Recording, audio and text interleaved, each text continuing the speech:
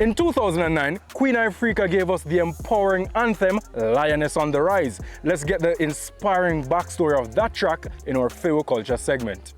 Yeah man, you don't know, the Queen, yeah, Ifrica. And this one is Lioness on the Rise. Let's talk about it. You can call me by my name, I am ready to roll.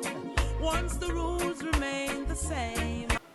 Lioness on the Rise, what was the inspiration behind that song? How did it come about? All right, so I could easily say I was in a mood, but on a spliff and all of that, but no.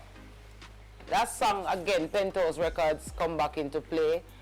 Donovan Jermaine approached Tony Rebel again to write a song for, again, our queen of reggae music, Marcia Griffiths. And it was Lioness that came about. Tony Rebel came up with Lioness on the Rise. I think to date, it's my biggest hit song to date, Lioness on the Rise, you know. It's written by a brother, a Jamaican man, who, if you listen to Lioness, it is telling you that this man understands the Jamaican woman, or just woman in general, the fact that she does so many on the domestic level, but also when it comes to being on the front line as a woman, she can also be out there. And I think somewhere I was the inspiration behind it, you know. It's for better, I'll write every letter and moving right along.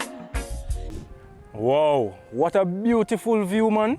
Pree Dis fam, nobody a bad mind, you know. You can come and love and sleep for yourself. But that's how we're going to close this week's episode of your favorite show, Pree Dis Show. I'm your host, Nalda Addy. And until next time, take care of yourself. Me, I go and enjoy love and sleep. Bye.